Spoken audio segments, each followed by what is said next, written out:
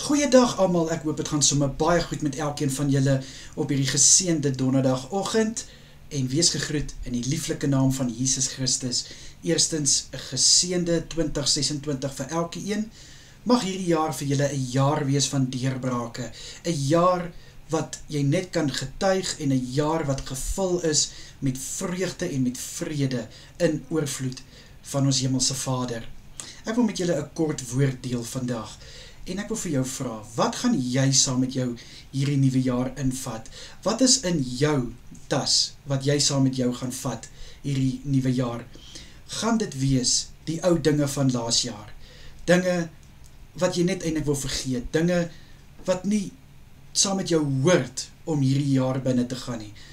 Dinge wat jou seer gemaak het, dinge wat gebeur het.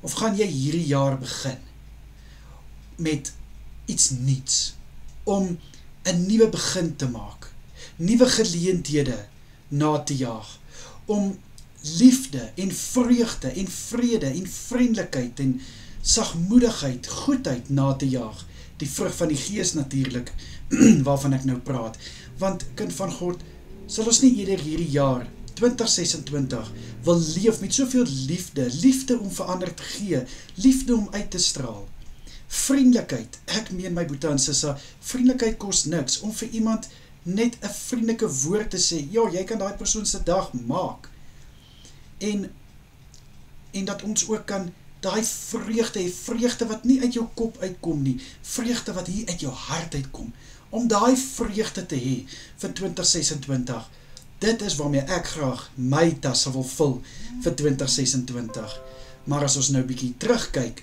in Galasiërs 5, dinge van die wêreld, jaloesie, afguns, ag, daar is so baie om te noem.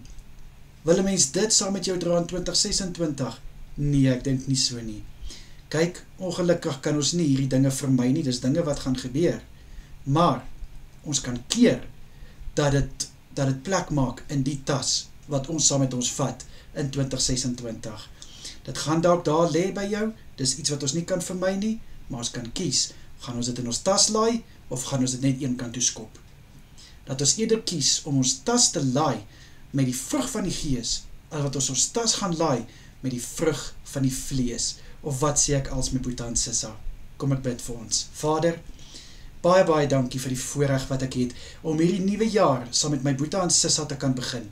Liewe Here, baie dankie vir 'n nuwe jaar wat voor lê. Vader, ek bid dat U die middelpunt sal wees van ons bestaan, van ons besluite, van ons alles. Liewe Here, ek bid dat ons U sal ken in alles, dat ons U sal vertrou in alles, sodat U ons paie kan gelyk maak. Asseblief, Here, ek bid vir my boete en sissa, raak hulle aan daar waar hulle is. Asseblief, Here, in die kosbare naam van Jesus is dit my gebed. Amen en amen.